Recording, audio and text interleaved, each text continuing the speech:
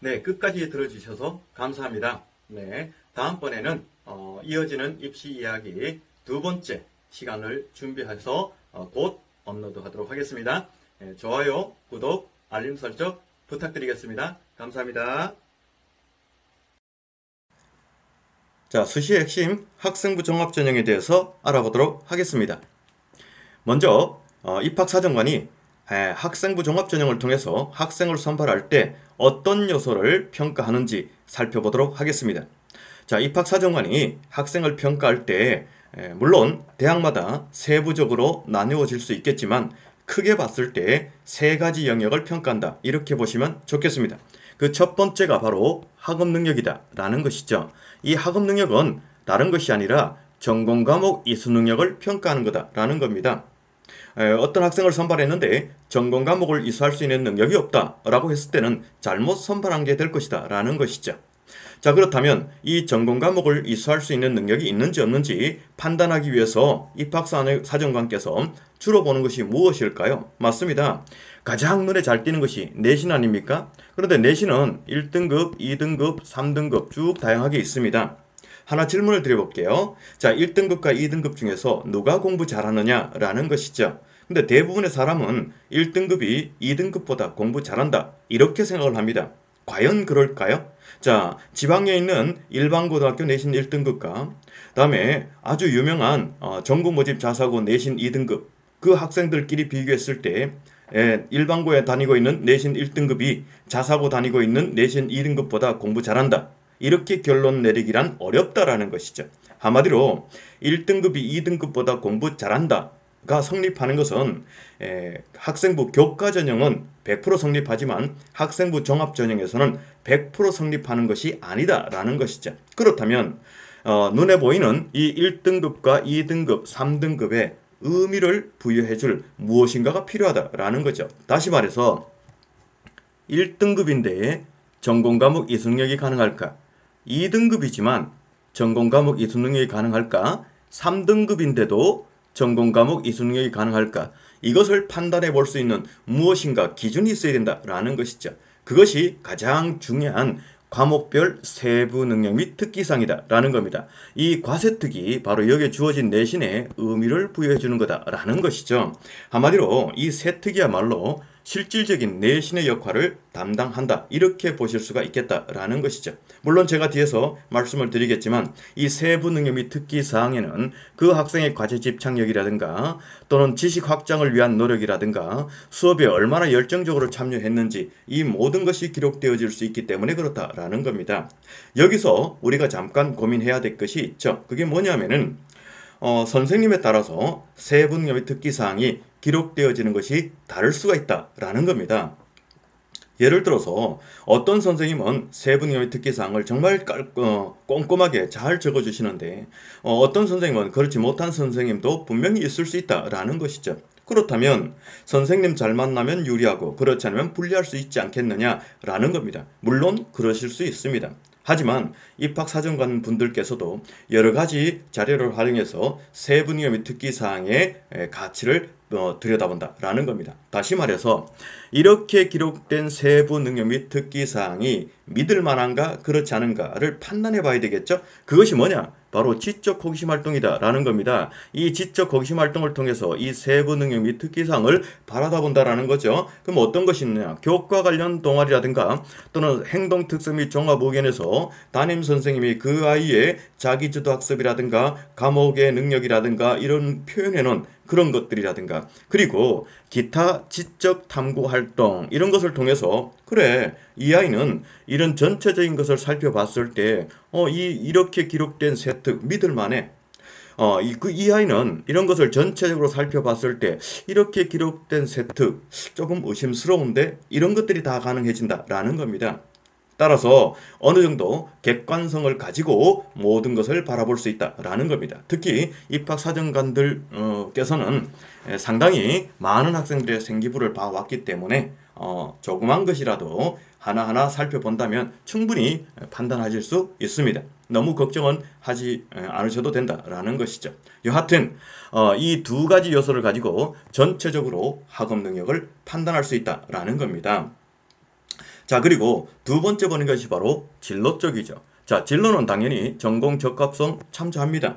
하지만 이 진로 활동을 통해서 실질적으로 입학사정관께서 보고자 하는 것은 바로 탐구 능력과 지적 호기심 해결 과정이다라는 겁니다. 왜냐하면은 우리나라 교육은 아직까지 아이의 진로에 맞춰서 모든 교육이 이루어지고 있지 않습니다. 따라서 전공 적합성은 참조는 가능하지만 진로 활동을 통해서 이 아이의 모든 전공 적합성을 판단해 본다는 것은 어렵죠. 하지만 이 아이가 관심 있는 분야가 있다면 어느 정도 노력을 하는지, 그리고 그것을 이루기 위해서 어떠한 열정을 가지고 있는지 이 부분에 대해서는 충분히 살펴볼 수 있다라는 겁니다. 그것이 바로 탐구 능력과 지적 호기심 해결 과정, 다시 말해서 도전 정신, 그다음에 열정, 그다음에 목적의식, 뭐 이런 것들이겠죠. 이런 것을 충분히 살펴본다라는 겁니다. 예를 들어 보겠습니다. 어떤 학생이 화학공학과에 원서를 냈습니다.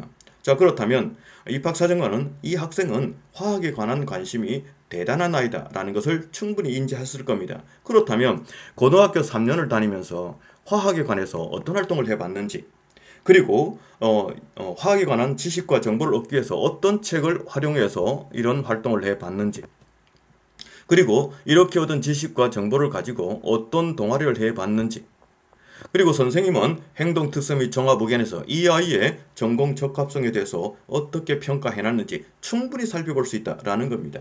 이것을 딱 살펴봤을 때, 그래, 이 아이는 목표가 있으면 스스로 이렇게 해나가는 아이다 라는 것을 충분히 파악할 수 있겠죠. 바로 도전정신, 열정, 목적의식, 이것을 평가하는데 아주 중요한 요소이다라는 겁니다. 이 두 가지가 학생부 종합전형에서 핵심 중에 핵심이다, 이렇게 보시면 되는 겁니다. 자, 그리고 마지막으로 보는 게 학업의 소양 쪽이죠. 이것은 다시 말해서 학교 생활입니다.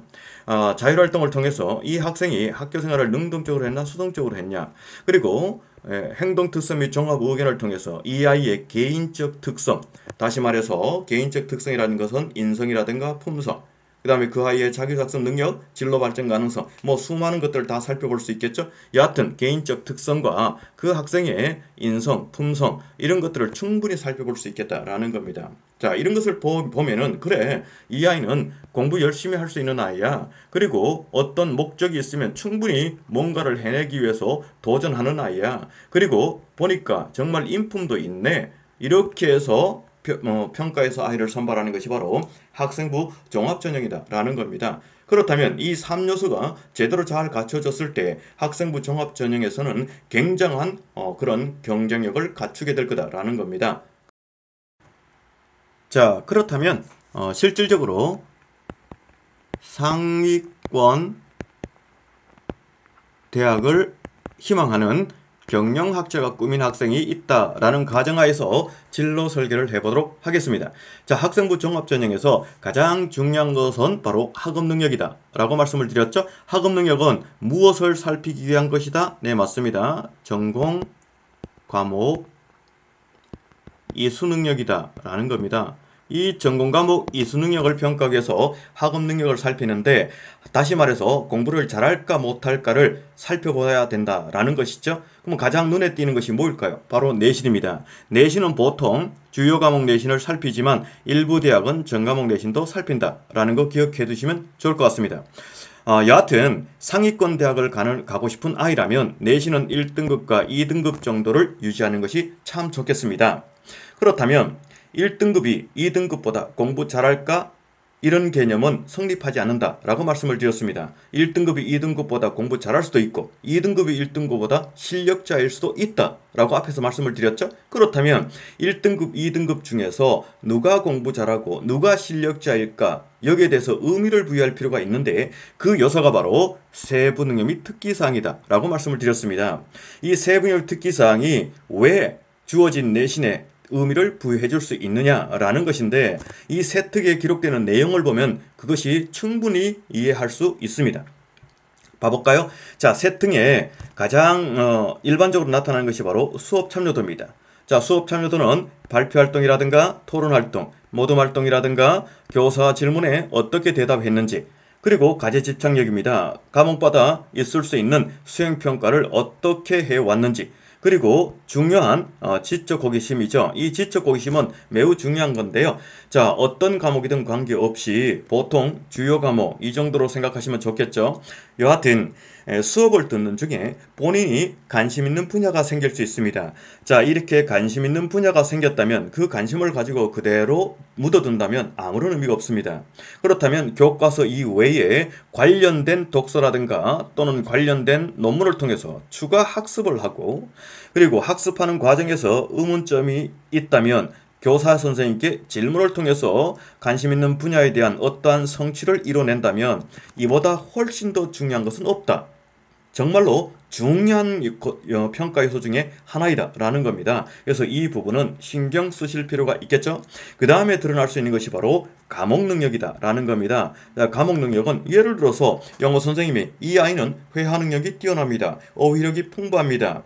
또 라이팅 실력이 뛰어납니다. 수학 같은 경우는 사고력과 문제 해결 능력이 뛰어납니다. 뭐 이렇게 표현된 내용들이 되겠죠. 이런 것을 보면 그래, 이 학생은 경영학과를 가고자 하는데 영어도 잘하네, 수학도 잘해, 이것을 얼마든지 파악해 볼 수 있겠다라는 겁니다. 그 다음에 있는 것이 바로 리더십이죠. 리더십은 뭐 영어부장, 수학부장 또는 모둠조장 뭐 이런 것들을 말하는 것이고요. 그 다음에 세특의 인성과 품성도 드러날 수 있습니다. 예를 들어서 모둠활동 등을 통해서 드러난 그 아이들이 교우들과 어떤 관계를 통해서 모든 활동을 하고 있는지 인성, 품성이 그대로 드러난다라는 거죠. 이런 많은 내용들이 기록되어지는 것이 바로 세특이고, 이 세특을 봤을 때 그래, 얘는 1등급이니까 공부 잘한다 이런 개념보다는 1등급인데도 그만한 가치가 있구나, 얘는 2등급인데도 전공 과목 이수할 수 있는 능력이 있네, 이렇게 평가를 받는다라는 겁니다.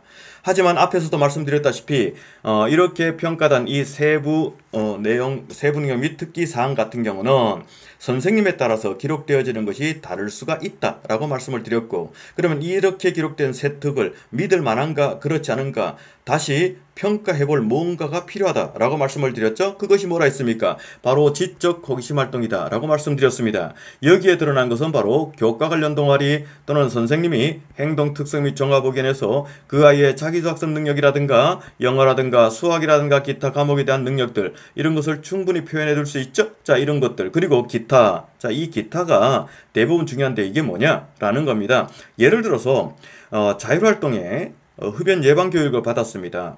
자, 어떤 아이는요, 이 흡연 예방 교육을 받고 흡연이 건강에 매우 안 좋다라는 것을 인지를 하고 담배를 피우지 않겠다라는 서약서를 썼다라고 기록된 내용이 있다라고 가정을 하고요. 또 어떠한 학생은 이렇게 기록됐네요. 자, 흡연 예방 교육을 받고 당신은 아직도 담배를 피우고 계십니까? 라는 책을 읽고 청소년의 흡연 문제를 세밀하게 조사해서 친구들과 공유했다. 뭐 이렇게 기록된 내용이 있다라고 가정을 해볼게요. 누가 좋은 평가를 받겠습니까? 바로 후자입니다.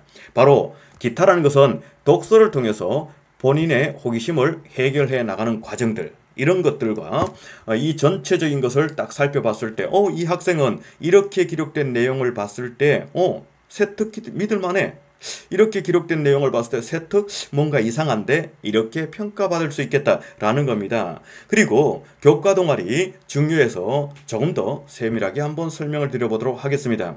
단순히 교과 동아리를 했다라고 해서 좋은 평가를 받는 것은 아니다라는 겁니다. 동아리는요, 어떤 동아리를 했느냐보다는 어떻게 했느냐가 훨씬 더 중요하다라는 겁니다.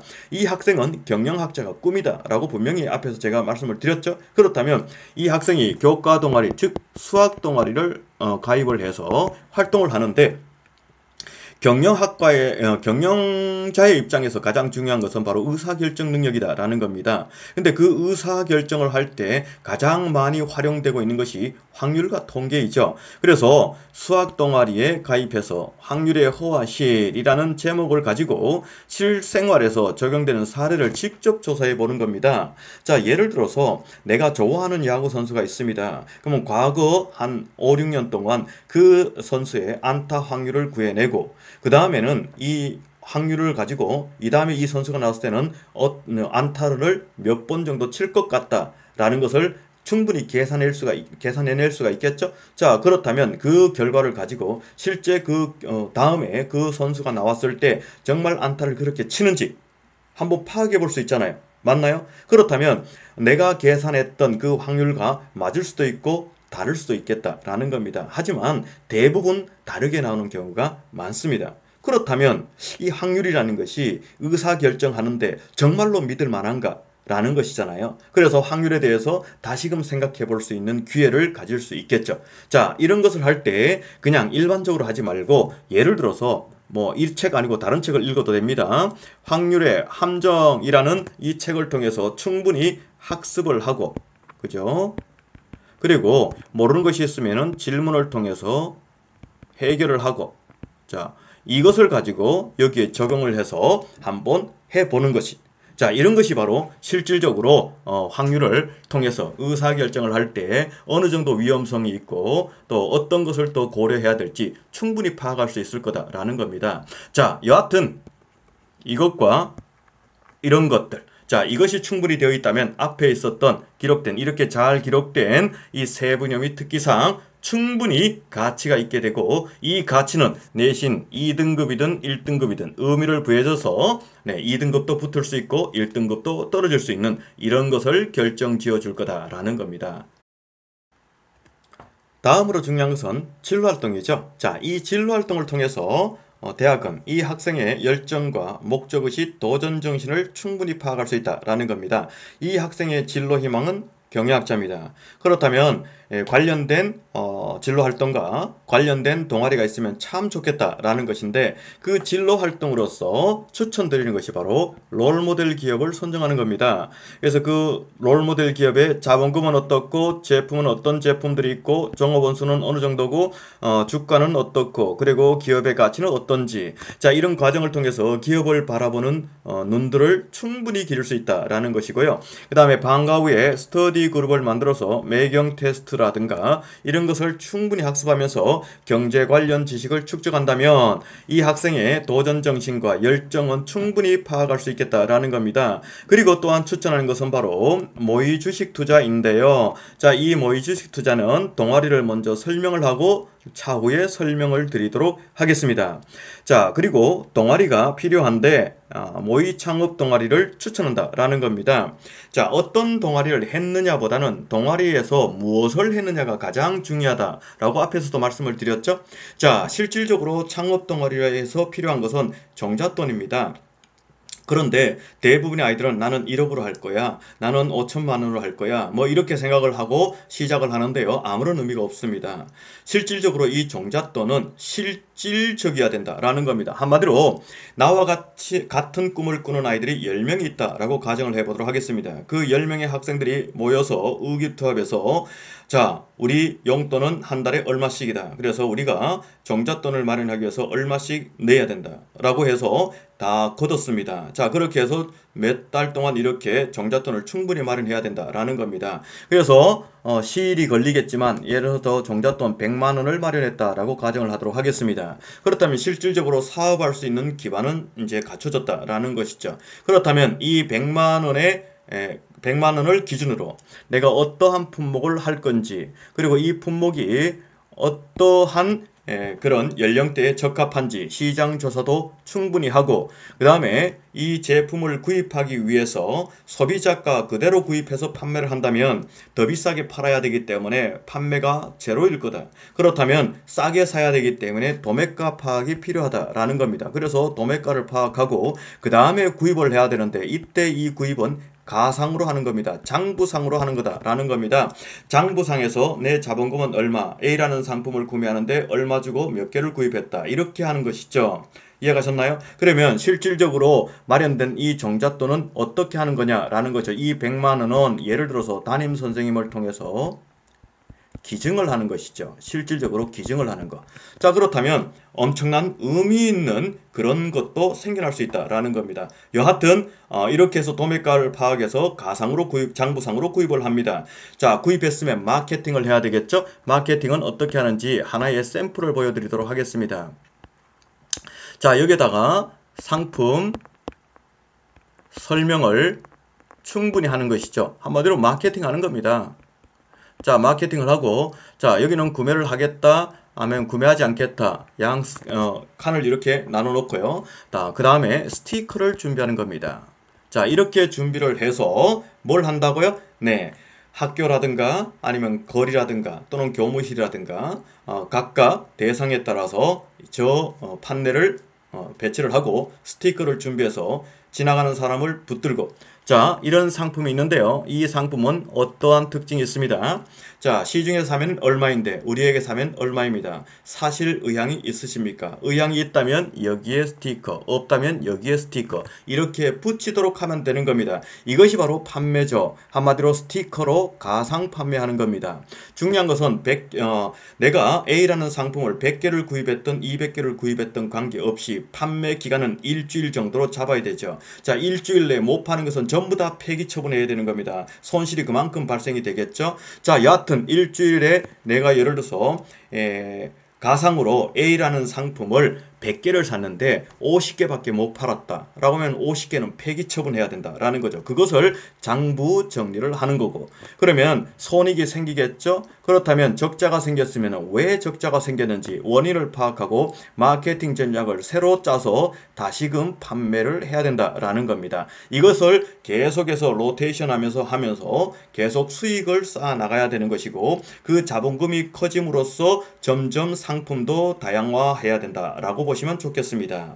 이해가셨나요? 이렇게 해서 기업을 키워나가는 거. 실질적으로 소상공인에서 중견기업으로, 중견기업에서 대기업으로 점점 이렇게 사업을 확장을 해 나가는 것이다 라는 겁니다.